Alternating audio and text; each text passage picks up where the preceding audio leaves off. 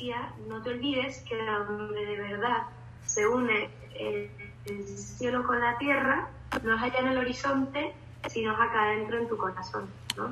Y nosotros como seres humanos estamos llamados a hacer ese punto de encuentro de toda la creación con Dios, ¿no? Porque somos el único punto consciente, el único punto que puede orar, ¿no? Si bien todas las criaturas le alaban solo por existir, nosotros le alabamos conscientemente porque conocemos a Dios.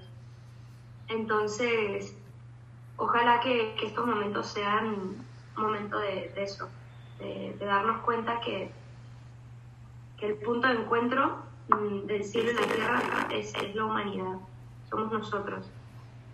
Y luego otra frase es que el trato amoroso y cotidiano con la palabra en mayúscula, con la palabra de Dios, educa para descubrir los caminos de la vida. El trato amoroso y cotidiano con la palabra de Dios educa para descubrir los caminos de la vida y las modalidades a través de las cuales Dios quiere liberar a sus hijos.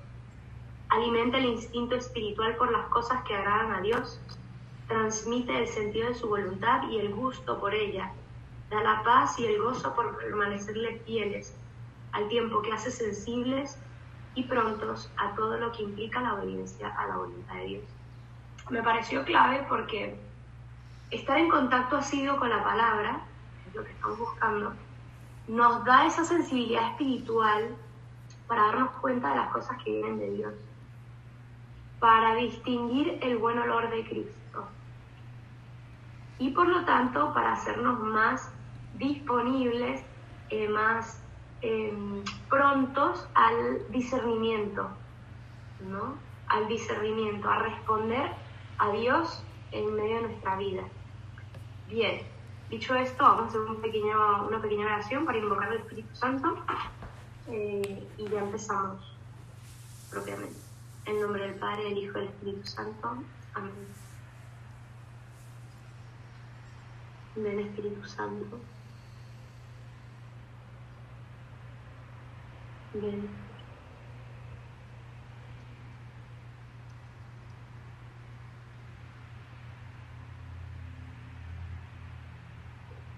Ven a las profundidades de tu alma, disponibles a la palabra.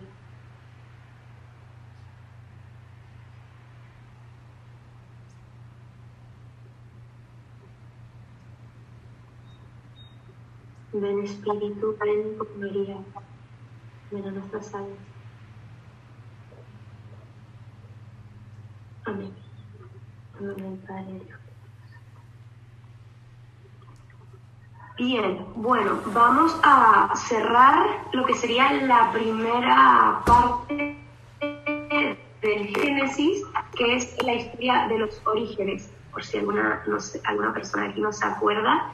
Del capítulo 1 al 11 es la historia de los orígenes y del 12 al 50 es la historia de los patriarcas, ¿no? Estos 3 patriarcas del Antiguo Testamento que son muy importantes.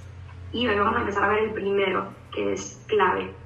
Bien, estamos terminando con la historia de la Torre de Babel, que está en el capítulo 11 del Génesis. Pero antes me pareció interesante que hemos estado hablando mucho sobre el tema de la libertad, ¿no? El tema de la libertad, que es un tema muy clave, especialmente en torno al pecado original y en torno al hombre, porque lo propio del hombre es que es un ser libre, ¿no? Y hay muchos teólogos de la antigüedad que tenían esta disputa de decir, bueno, ¿y tiene que existir el infierno? ¿Y por qué no todos se salvan?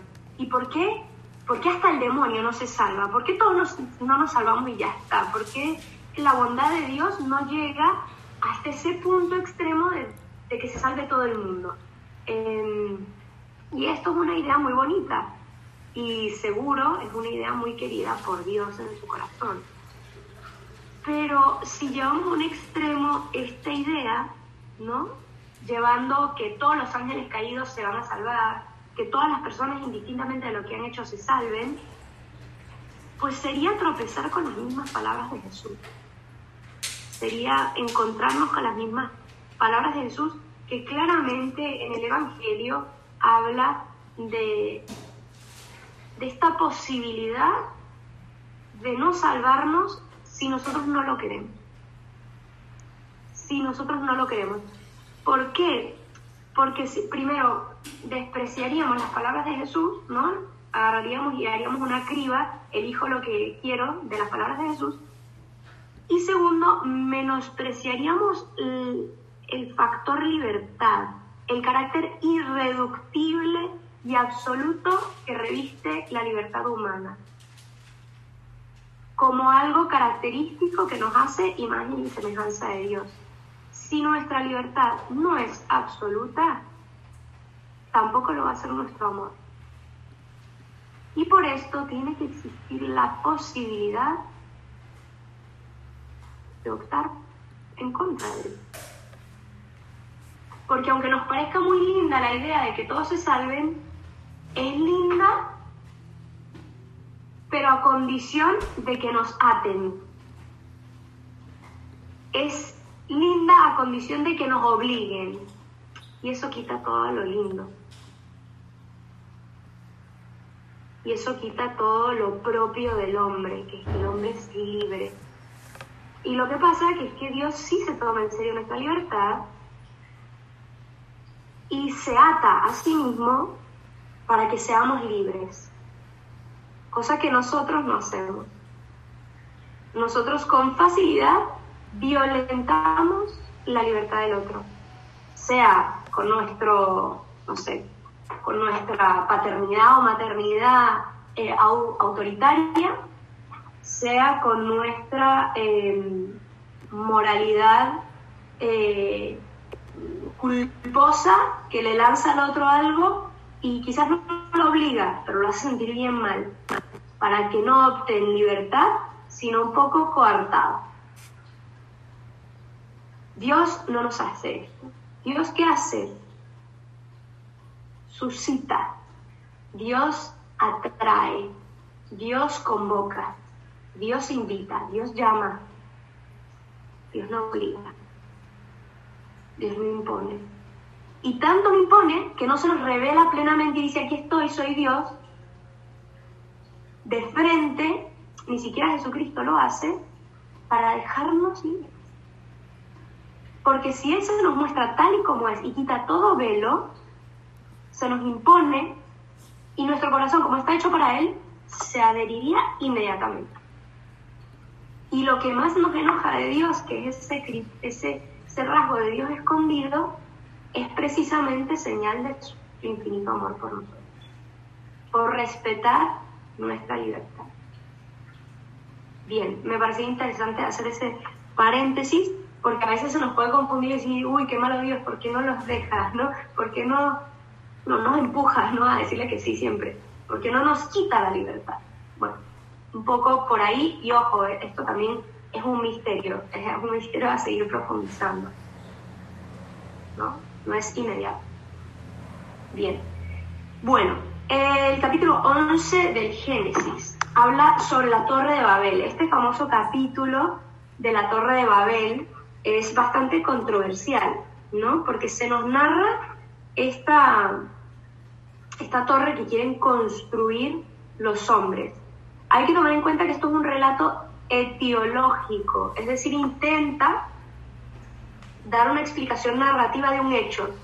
¿Y qué hecho es el que busca explicar? El por qué, si venimos todos de más o menos las mismas personas, terminamos hablando en diferentes idiomas. ¿Por qué existe la diversidad de lenguas sobre la faz de la tierra? Entonces, en el fondo no es solo sobre las lenguas, sino por qué los hombres no se entienden entre sí. ¿Qué es lo que pasa? Que los hombres no se comprenden.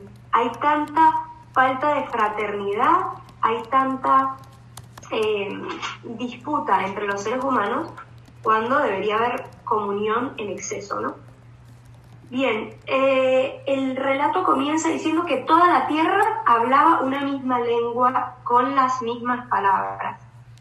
Recuérdense, un relato etiológico, ¿no? Busca dar una explicación histórica, ¿no? Así precisa de que realmente todos hablan la misma lengua, sino que busca dar una explicación más teológica. Ahora, indica lo siguiente en el versículo 4. Bueno, mentira, lo leo todo. Toda la tierra hablaba una misma lengua con las mismas palabras. Al emigrar, los hombres desde Oriente encontraron una llanura en la tierra de Senaar y se establecieron allí. Se dijeron unos a otros: vamos a preparar ladrillos y a cocerlos a fuego. Y emplearon ladrillos en vez de piedras y alquitrán en vez de argamasa. Después dijeron, y atención a estas palabras: vamos a construir una ciudad y una torre que alcance al cielo, para hacernos un nombre, no sea que nos dispersemos por la superficie de la tierra. Bien. La pregunta de base sería: ¿por qué, si todos los hombres tienen un mismo origen, se separan y no se entienden? Y un poco la conclusión de este relato es por el pecado. Ahora vamos a entrar. Babel es el nombre de la antigua Babilonia, ¿sí? En Babilonia se han encontrado unas ciertas excavaciones que se les llamaba sigurat, ¿no? Los sigurat eran una especie de templos, de pirámides con corredores que los bordeaba, y que estos sigurat eran templos, eran casas construidas para Dios, ¿sí? Pero nos relata aquí el texto bíblico que los hombres quisieron construir esta torre. ¿Para qué? ¿Alguien que me diga qué es lo que dice la Biblia? ¿Por qué es que quieren hacer esta torre? Para llegar al cielo. Antes. Para tener un nombre, algo como que los represente. Eso. Bien. Para hacernos un nombre. Es decir, todo lo contrario para lo que era un templo. Un templo es para dar gloria a Dios. Ellos lo estaban haciendo para darse gloria a sí mismos, para adorarse a sí mismo, trastocando su ser, porque el ser del hombre es dar gloria a Dios. El ser humano tiene la finalidad de cuidar la creación y hacer de la tierra un lugar de alabanza a su creador. ¿Y qué hace el hombre? La pervierte y busca hacer templos para alabarse a sí mismo. Bien, quiero traer esto al hoy, ¿no? Porque, bueno, quizás hoy los hombres no nos estamos haciendo templos. Bueno, quizás sí, pero de otra manera, ¿no? El templo del gimnasio para hacernos el culto al cuerpo. El templo, no estoy diciendo que el gimnasio sea malo en sí mismo, sino el culto que se le hace, ¿no? La importancia que se le da a ciertas cosas como la figura externa de mi cuerpo, a tal punto que le dedico más tiempo a mi cuerpo que a Dios, ¿no? Dedico más tiempo a lo que sea, ¿no? Bien, otro ejemplo es: si el ser humano fue hecho para cuidar, para custodiar la creación, en el Catecismo de la Iglesia Católica, en el número 2415, nos habla de que el séptimo mandamiento exige el respeto de la integridad de la creación, ¿no? Y ahora tenemos muy en diálogo y muy bonito, ¿no? Esta búsqueda que hacen los vegetarianos, los veganos, que en el fondo es la búsqueda del hombre por custodiarla, ¿no? No estoy diciendo que entonces ahora todos nos tenemos que hacer vegetarianos y veganos, ni que ese es el orden querido por Dios específicamente, pero sí hay una búsqueda honesta y sincera detrás de esto, y buena y noble, que es que toda la creación está llamada para ser custodiada por el hombre. Dice este número 2415, los animales, como las plantas y los seres inanimados, están naturalmente destinados al bien común de la humanidad pasada, presente y futura. Con el abuso que existe hoy, probablemente la humanidad futura no existirá, si nosotros seguimos abusando de los bienes creados como estamos haciendo. El uso de los recursos minerales, vegetales y animales del universo no puede ser separado del respeto a las exigencias morales. El dominio concedido por el Creador al hombre sobre los seres inanimados y los seres vivos no es absoluto, es decir, no es que yo hago lo que me da la gana con cada cosa que se me dé. Está regulado por el cuidado de la calidad de vida del prójimo, incluyendo las generaciones venideras, ¿sí? exige un respeto religioso de la integridad de la creación. Número 2416, los animales son criaturas de Dios que los rodea de su solicitud providencial. Por su simple existencia, lo bendicen y le dan gloria. Tenemos que ver a grandes santos como San Felipe Neri, como San Francisco de Asís, cómo trata a la creación. Ahora bien, Dios confió los animales a la administración del que fue creado por él a su imagen. Es un error teológico y en contra de la dignidad humana equiparar un animal o una planta al valor de un ser humano. ¿Sí? Es legítimo servirse de los animales para alimento y para confección de vestidos. Ojo, es contrario a la dignidad humana hacer sufrir inútilmente a los animales y sacrificar sin necesidad sus vidas.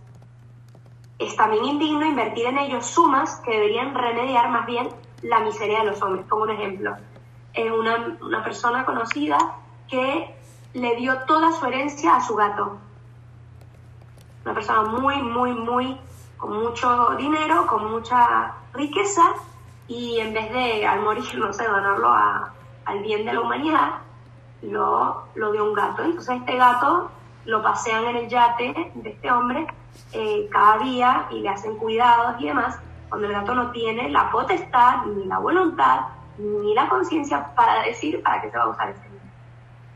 ¿Sí? Puede sonar ridículo, pero esto está pasando.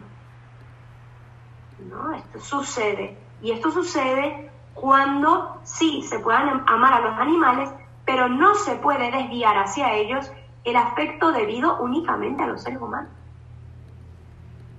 El orden de la creación nos indica que si tengo un animal muriéndose y un niño, tengo que tomar al niño. ¿Sí? Bien.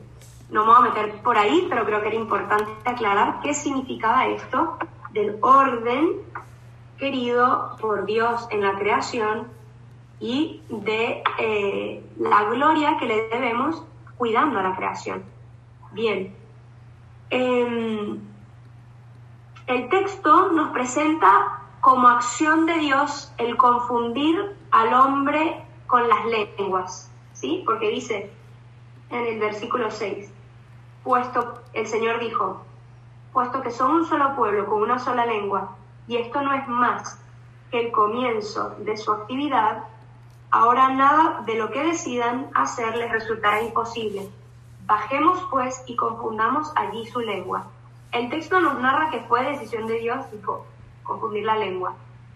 Lo que de fondo, y en realidad es importante, es que es una consecuencia del pecado. No es tipo un Dios que está arriba y señala. ¿Por qué lo narra así el texto bíblico? Recuérdense que para los hebreos, las dos componentes de la voluntad de Dios, el querer de Dios y la permisión. Todo lo que suceda bajo el cielo tiene que pasar necesariamente o por el querer o por la permisión. Pero ellos unificaban y no tenían esa distinción como tenemos nosotros, y todo era querer de Dios. Si algo sucedía era porque Dios lo quería, pero no porque lo quería y lo mandaba, ¿no? Como ahorita nosotros entendemos que está la permisión. Si ocurre algo, no es que, bueno, fue un error y se le pasó a Dios. Dios lo permitió, no significa que lo quería, pero lo permitió. ¿Sí? Esta pandemia, ¿Dios la quería? No, pero la permitió. ¿Y por qué? No sabemos, pero Él puede sacar un mayor bien de cualquier mal. ¿Sí? Bien. Entonces, el texto, en todo el Antiguo Testamento nos van a equiparar estas dos dimensiones de la voluntad. Siempre va a aparecer como un querer de Dios directo, porque todavía no tenían estas distinciones, cuando en realidad es una permisión. ¿Por qué? Por el pecado. Y esto es importante, porque si no muchas veces es como, qué malo Dios, mandó esto. Ojo, es porque los hebreos siempre van a interpretar que si sucede algo, es porque Dios lo dejó suceder, ¿no? Y para los hebreos dejarlo es querer, ¿sí? Bien. El único lenguaje que unifica es el amor. Y entre ellos no había amor. Por eso se diversificó. Existe una frase que se le atribuye a San Agustín, que a mí me ayuda mucho, me parece muy elocuente, que es en lo esencial unidad, ¿no? Cuando entramos en un debate. En lo esencial, en lo que realmente importa, tiene que haber unidad, porque ahí está la verdad. En lo opinable, en lo que no es esencial, es decir, si a ti te gustan los pochoclos dulces o salados, libertad, porque no es esencial, ¿sí? Ahora, sí es esencial que en toda ocasión y en cualquier manera está mal matar a un hombre inocente. Entonces ahí tiene que haber unidad. Ahí no podemos entrar en, bueno, no, como tú pienses. Ahí no es como tú pienses. Ahí hay una verdad, ¿no? Una verdad esencial. Entonces en lo esencial unidad, en lo opinable libertad y en todo caridad, ¿no? En todo amor.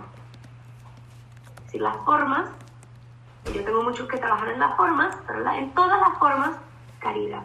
Pero no confundir que por caridad es tolerancia a la mentira, ¿sí?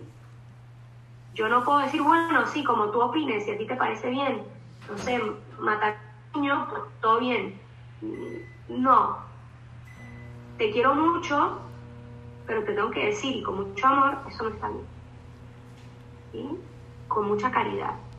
En todo caridad, pero en esencial unidad. ¿Sí? Bueno.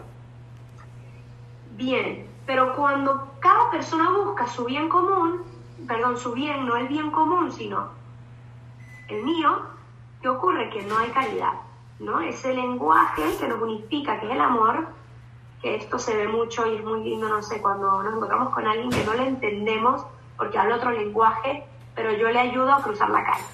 Y es que nos entendemos. Es que hay un cruce de miradas que nos entendemos, porque hubo amor. Y cuando hay amor, nos comprendemos.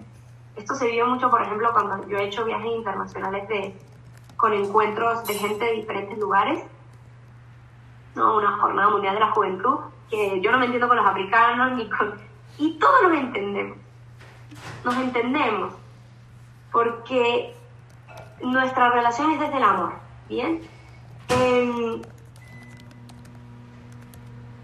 Es imposible, si yo estoy buscando solo mi bien, la búsqueda del bien común, que es tarea de todos, ¿no? Si yo no estoy dispuesto a decir, bueno, yo no me como, voy a dar ejemplos tontos, pero amplifíquenlo.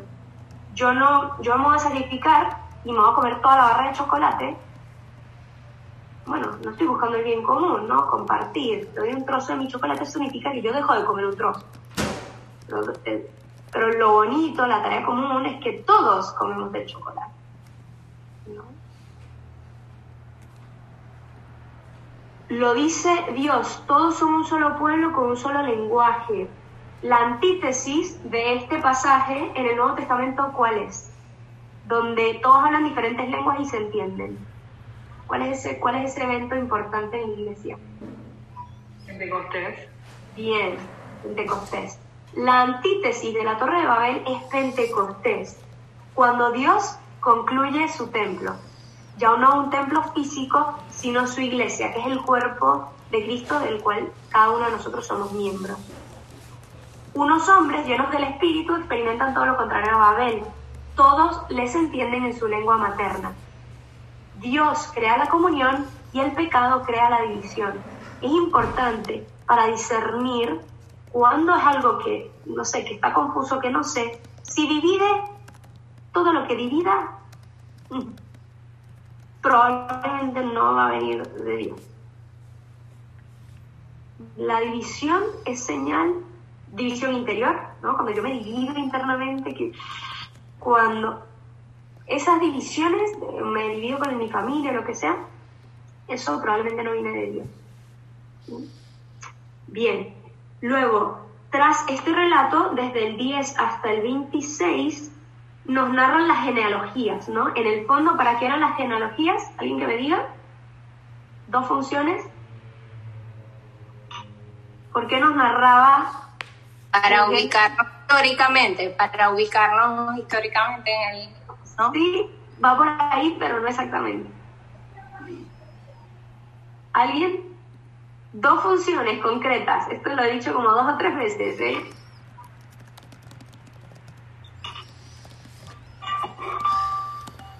A ver, las genealogías tienen dos funciones. Uno unir un relato con otro, ¿no? Porque si me estás hablando de Caín y de repente me hablas de Noé, es como, ¿qué? Son historias como si fuesen relatos de la fábula, ¿no? De Sopo, me las voy leyendo y cada uno va separada. No. Ahí busca darle continuidad al relato histórico. Y por otro lado, avanzar en el tiempo en poco espacio de escritura, ¿no? Avanzó muchos años, muchas generaciones en poco espacio.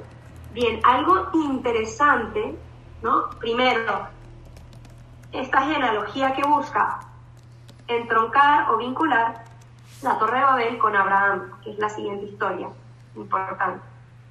Y lo segundo que me parece muy interesante es que se fijen en la cantidad de años que viven estos patriarcas después del diluvio. Antes del diluvio vivían más o menos años que ahora. Estamos después del diluvio. ¿Ahora cuánto viven? ¿Menos o más? Menos. Por allá me dicen menos. ¿Y qué indica que vivan menos años?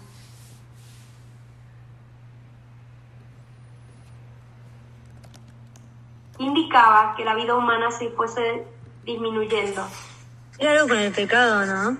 Bien, que el pecado seguía esparciéndose y frenando la vida humana. En la medida que más se esparce el pecado, frena la vida humana. ¿Bien? Bueno, y finalmente en los últimos versículos comienza la historia de Terah. Terah es el papá de Abraham. ¿Sí? Terah, el origen de esta familia, se nos ubica en Ur de Caldea, ¿no? En Ur de Caldea, ahí vive Terah con sus 3 hijos. Abraham es uno y tiene otros 2. El tema es que está marcado por la muerte, ¿no? Esta historia. ¿Por qué? Porque Nahor, uno de los hermanos de Abraham, ha muerto. Y esto era terrible, bueno, lo sigue siendo, ¿no? Pero es terrible para esa época que un papá vea morir a un hijo. En vida de Terah muere Nahor. Es decir, que es antinatural. Lo natural es que el hijo vea morir al padre, no que el padre vea morir al hijo. Y por eso es una situación trágica, como lo sigue siendo hasta el día de hoy. Es trágico cuando un padre pierde un hijo, cuando una madre pierde un hijo. Bien,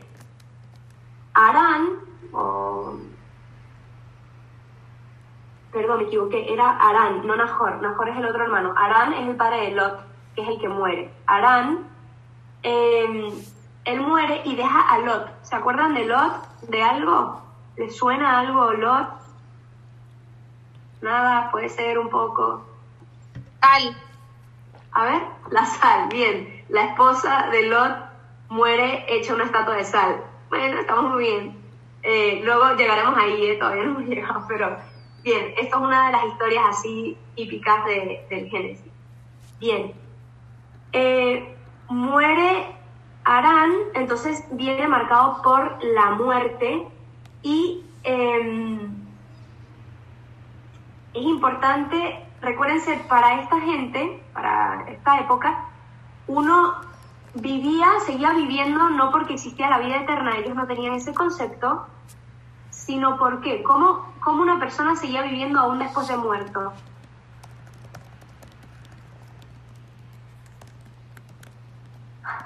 Nada. No, a través de la descendencia. Bien, a través de la descendencia.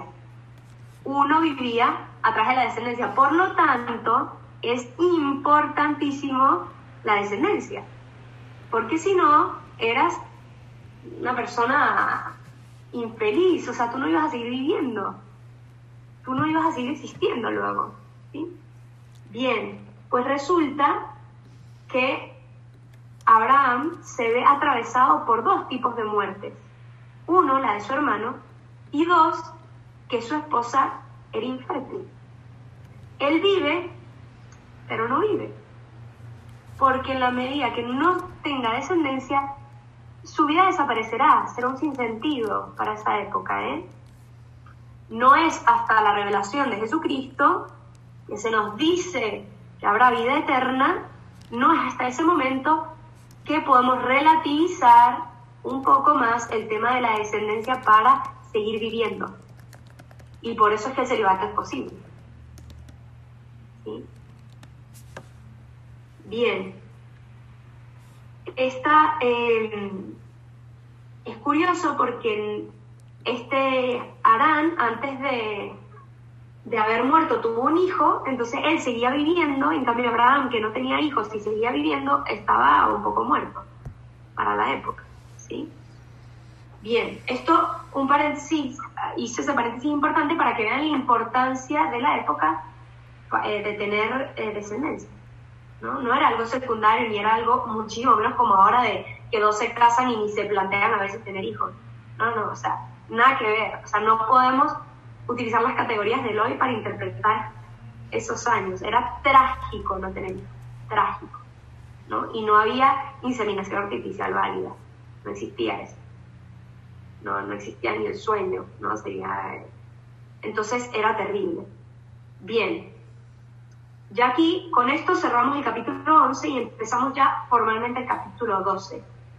El capítulo 12, aquí, y es importante, aquí, el Génesis comienza a entroncar con la historicidad del pueblo de Israel. Aquí empieza lo propiamente histórico. No que lo otro no fuese histórico, vimos que Noé quizás sí lo era, pero aquí ya empezamos con lo histórico. Ojo, porque podemos leer libros de teólogos en donde se cuestiona la historicidad de los patriarcas. Nosotros nos posicionamos desde el lugar en donde esto sí fue histórico, porque no sería sostenible la fe de Israel si se remonta constantemente a personajes ficticios, personajes que no existían, ¿no? Hasta el día de hoy siguen llamándose el pueblo de Abraham. Entonces sería poco plausible creer que durante años se transmitieron unas experiencias de unos patriarcas, ¿no? Porque si te vas para atrás, recuerda que su tradición era oral, ¿no? Entonces yo le dije a mi hijo, pues si mi hijo me pregunta, pues yo lo obtuve de mi abuelito y mi abuelito de su abuelito, y si no, hubo un abuelito que inventó toda la historia. Entonces no sería muy creíble esto. Entonces nos posicionamos donde Abraham es un personaje histórico, ¿sí? Bien. Ambientación histórica, ¿en dónde nos ubicamos en el mapa? ¿No? Esto es importante, porque a veces si no, esto como que queda un relato y les pasa como me pasó a mí cuando fui a Tierra Santa y toqué los lugares santos y dije, Jesús sí fue real. Digo, bueno, sí, o sea, si Jesús, ¿no? Me lo cuestioné y llegando a Belén y vi el lugar en donde había nacido Jesús y me impactó, pues mucho más, si no ubicamos geográficamente el lugar en donde esto existió, en donde esto pasó. Bien, esto ocurrió en Mesopotamia, ¿no? Lo que es la actual Palestina, es decir, en este momento todavía es Abraham. ¿Sí? Ahí preguntó Pili, todavía aquí en este momento es Abraham, porque Dios le cambia su nombre. Bueno, lo preguntó acá. Bien, entonces, en Mesopotamia, sí, todos ustedes creo que han estudiado historia universal y se nos dice que la historia universal, ¿dónde empezó? Entre el río Tigris y el río Éufrates, ¿no? Al menos eso lo tenemos que tener en nuestra historia universal. ¿Dónde empezó la civilización humana? En Mesopotamia, en el creciente fértil, entre el Tigris y el Éufrates. ¡Ay, gran coincidencia! Que todo esto está ocurriendo también en este lugar, ¿no? La civilización antigua comienza ahí desde la ciencia histórica, claramente. Bien. Y estamos entre el antiguo, a nivel de qué imperio era el que estaba reinando, el antiguo imperio babilónico, no el de los profetas, no el de Jeremías, no el que se narra luego del destierro de Babilonia. Esto estamos hablando del antiguo imperio babilónico, y también la dinastía del medio imperio egipcio, ¿no? Con los faraones. Bien, y estamos alrededor de los años 2100 a 1800, más o menos. Estamos hablando de esos años. ¿sí? Bien, empezamos con el capítulo 12. Dice así: el Señor dijo a Abraham: sal de tu tierra, de tu patria y de la casa de tu padre, hacia la tierra que te mostraré. Haré de ti una gran nación, te bendeciré, haré famoso tu nombre y serás una bendición. Bendeciré a los que te bendigan, maldeciré a los que te maldigan, y en ti serán benditas todas las familias de la tierra. Y nada más leo un trocito del versículo 4. Abraham marchó.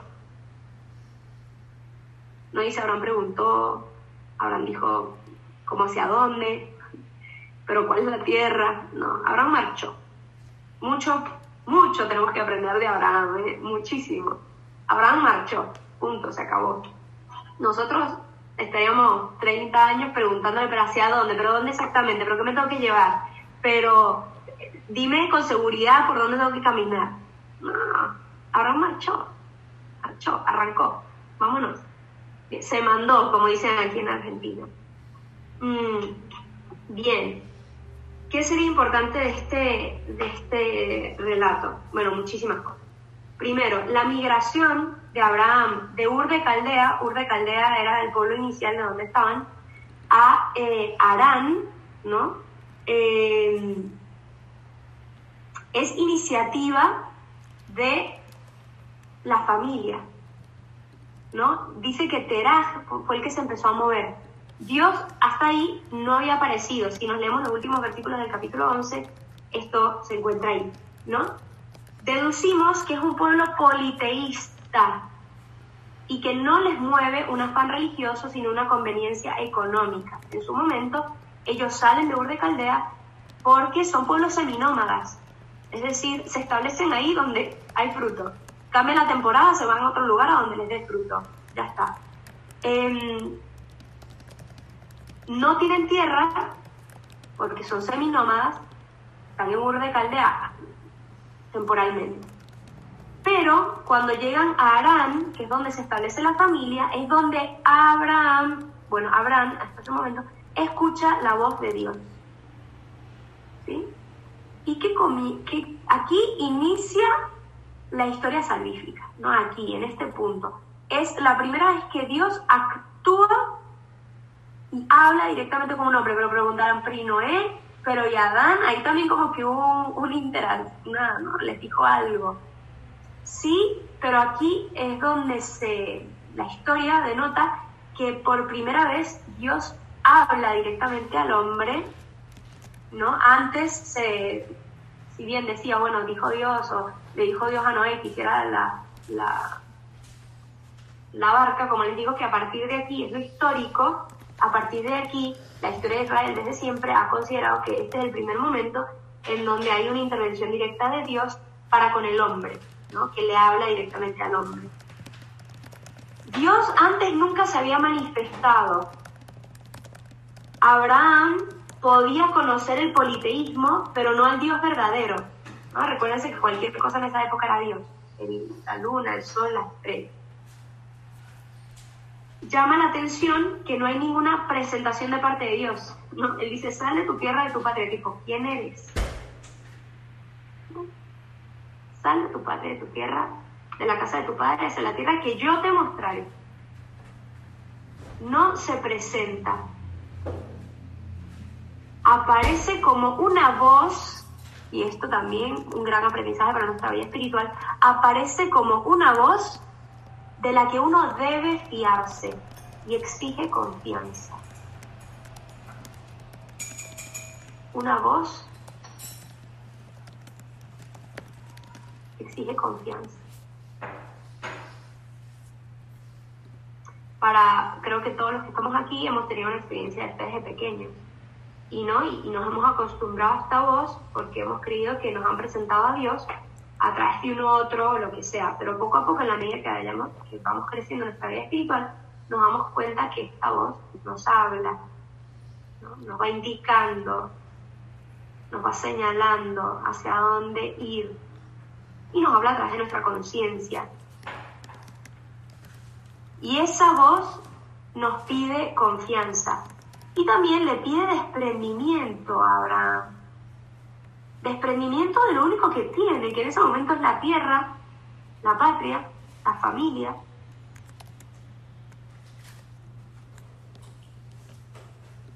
Antes salió por iniciativa propia, ahora le pide que lo haga en base a la confianza que tiene esa voz.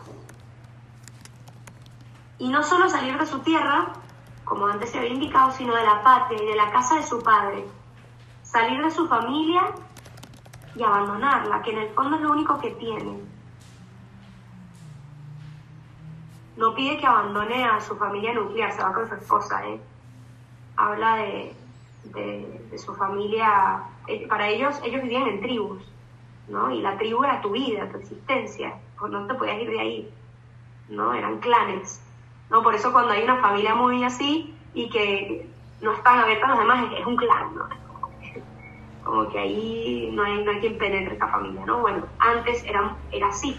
El hecho que le pidiera que dejara a la casa de su padre, pues era lo único lo único que tenía, era la única seguridad.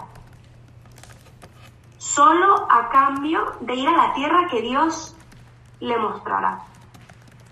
Dios no le dice a dónde va a ir. Parece que Dios exige de Abraham el no tener ningún tipo de seguridad y el vivir fiado en Dios.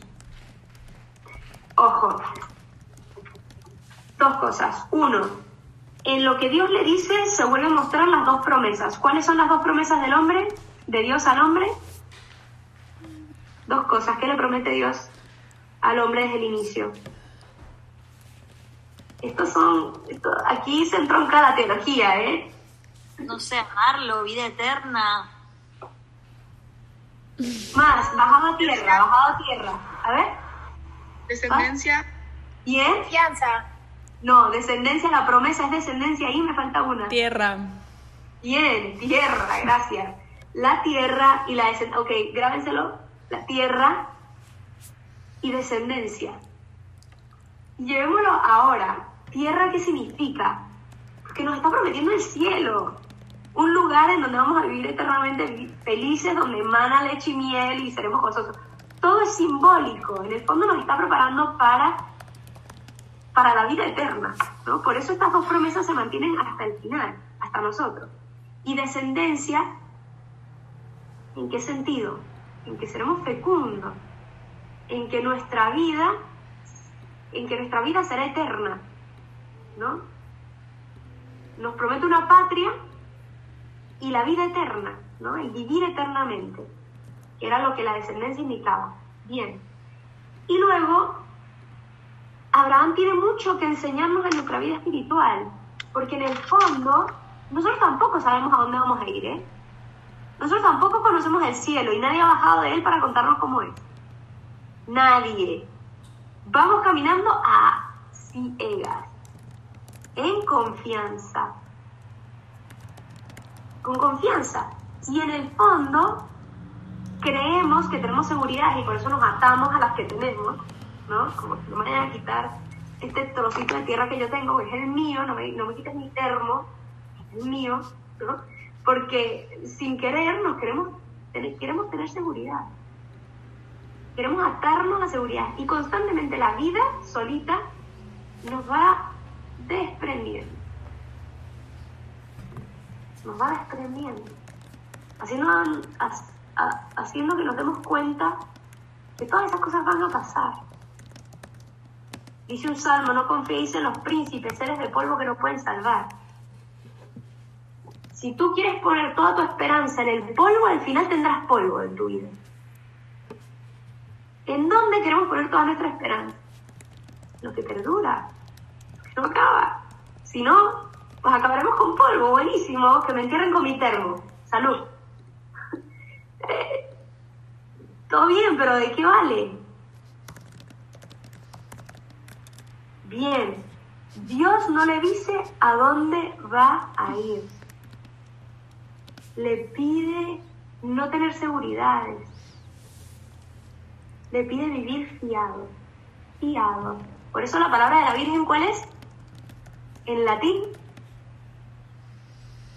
La que le dice, el hágase en la tierra como Fiat.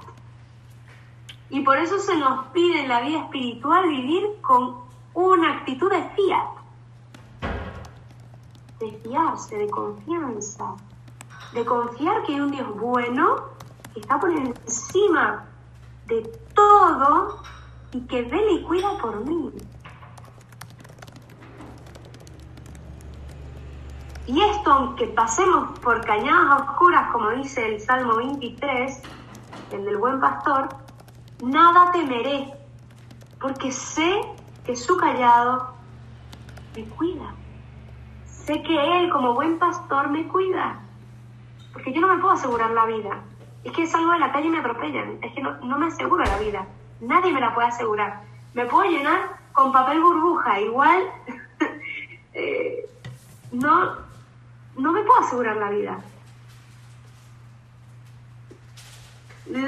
El día de hoy nos lo vuelve a recordar de nuevo. Es que es muy elocuente la pandemia, muy elocuente a nivel espiritual.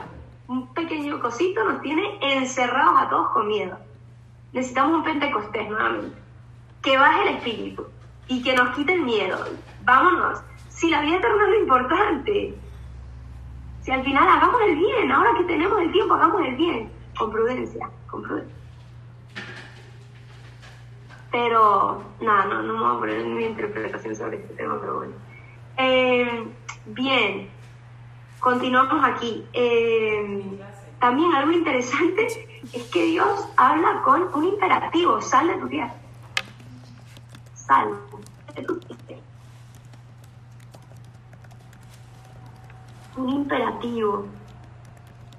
De nuevo, una voz que exige fiarse.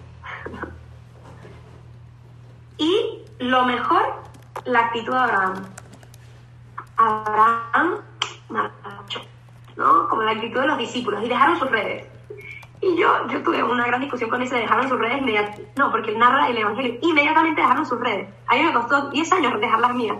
Y digo, qué bárbaro, ¿no? Como que te dice, qué bonito sería tener esa actitud, ¿no? Dejar las redes, o sea, ya está, déjala. ¿Por qué nos cuesta tanto? ¿Por qué nos aferramos tanto a nuestras redes? ¿No? Las que sean. Pero bueno, Abraham nos enseña mucho. La historia de Abraham, ahora apenas está comenzando, es para meditarla por mucho tiempo. Bien. Dios aquí no aparece solo ordenando algo, sino también aparece prometiendo. Y de nuevo promete lo mismo. La tierra, dice, hacia la tierra que te mostraré, la tierra, y luego haré de ti una gran nación, la descendencia. Porque en esa época el que tenía la gran nación era quien tenía mucha descendencia, no que era rey de una nación o presidente. El tener una gran nación era descendientes propios. ¿Sí? Prometiendo lo más grande que puede esperar un nómada, la tierra. Tener tierra, ¿no? Tener un lugar en donde ya no tenga que estarse moviendo. Pero no una concreta, sino la que Dios le mostrará. Debe fiarse. La historia de Abraham está atravesada por la fe, por eso se le llama bien. Más adelante aparece el tema de la descendencia, como ya les dije, el tema de la nación, ¿no? La nación grande. Si lo que más puede desear un nómada es tierra, lo que más puede desear un estéril es la descendencia. Y ahora es interesante porque nos dice que Abraham tenía 75 años y su esposa 65. Alguien que me lea la diferencia, o más o menos cuántos años al final del capítulo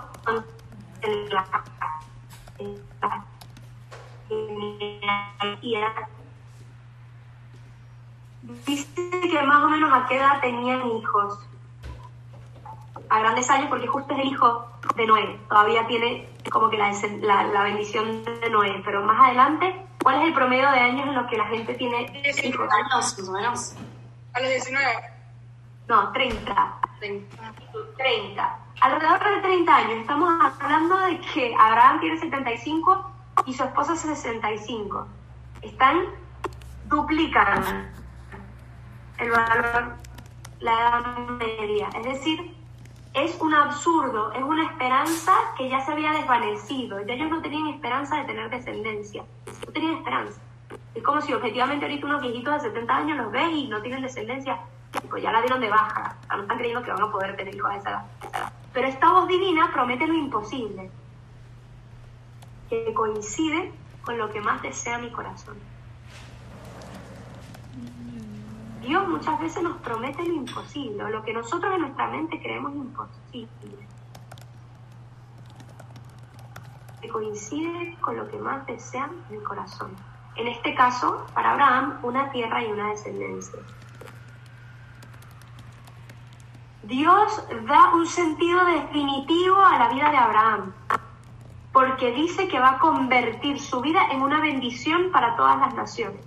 Él será una bendición para todas las naciones. Y en el fondo, la palabra de Dios es viva y eficaz, y eso nos lo dice hoy.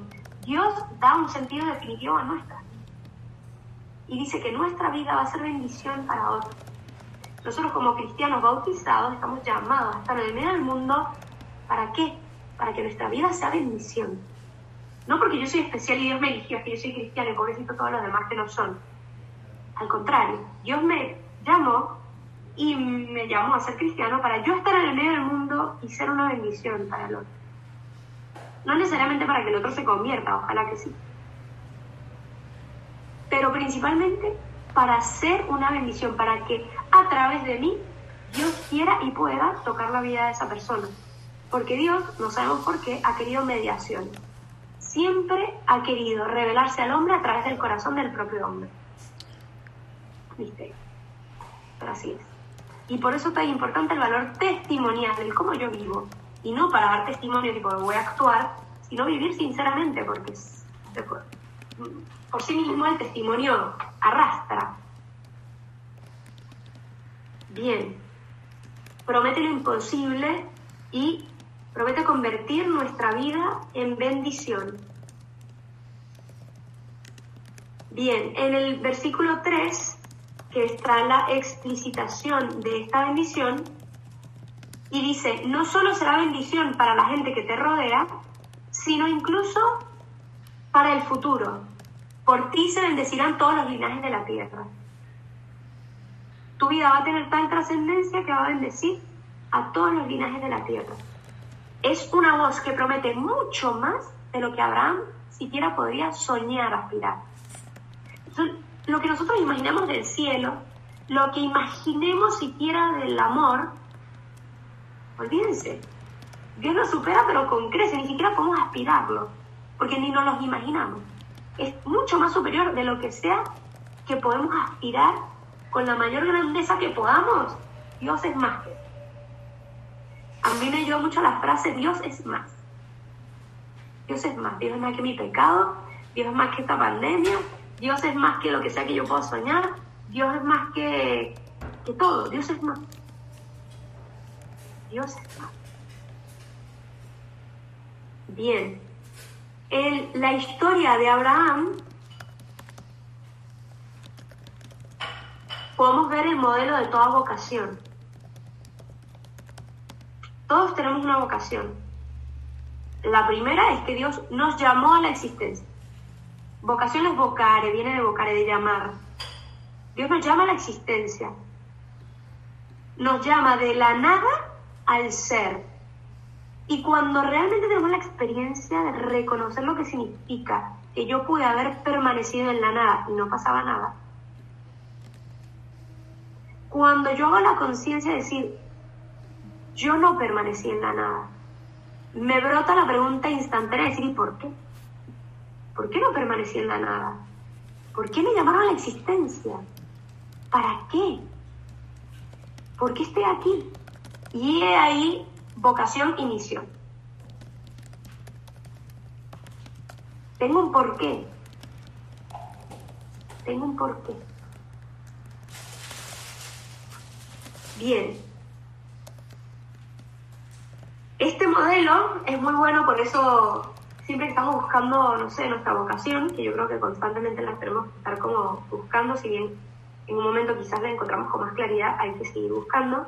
Nos ayuda mucho a meditar en las vocaciones que hay en la Biblia, Abraham, Samuel. Jeremías, Isaías. Son historias vocacionales preciosas, ¿no? Del llamado de Dios y cómo Dios actúa en el hombre. No es automático que Abraham, al fiarse, y esto, ojo, escuchen, no es automático que Abraham, al fiarse, reciba la tierra y la descendencia. Yo confío, sí, ya me la dan.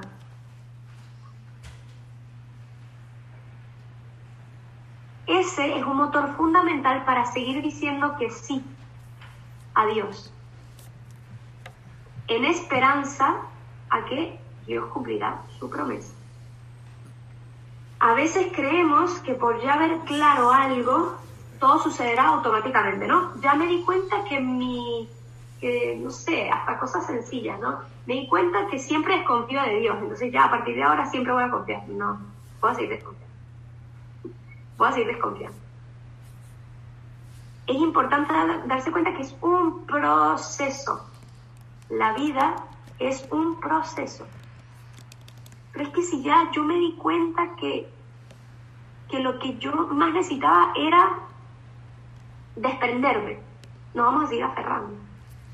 No sucede automático, no somos automáticos. Somos como el barro en manos del alfarero. Nos tienen que ir modelando lentamente. Bien. Del versículo 4 al 9, Abraham, algo importante antes. Abraham se anima a salir porque hay una promesa. Deja todo movido por una promesa. Cuando uno sigue a Dios y deja todo por Él, esa llamada se sostiene porque encuentra en su corazón una plenitud a la que es llamado. Si no, no se sostiene. Si no, yo no voy a perseverar en ese camino. Bien, y del versículo 4 al 9, para acabar hoy aquí, Abraham sale hacia la meta confiando en que encontrará la tierra. No sabe cuál será, pero bueno. Y llega a Siquén, pasa por Betel y finalmente se instala en el Negev, al sur de la tierra prometida.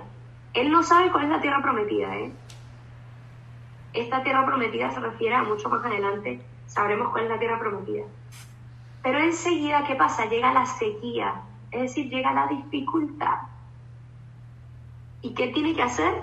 Abraham se tiene que mover hacia el Nilo.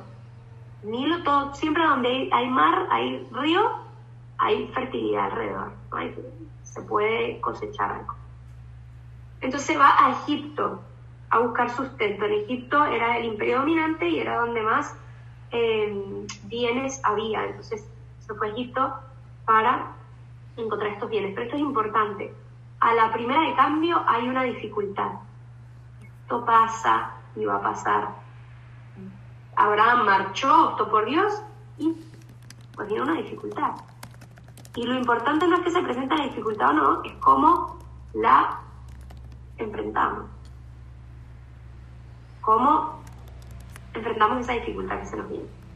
Bueno, creo que nos quedamos aquí porque no va a dar tiempo de acabar. Pero bueno, nos quedamos en que se van a Egipto y todavía no nos han dicho qué pasa en Egipto con Abraham.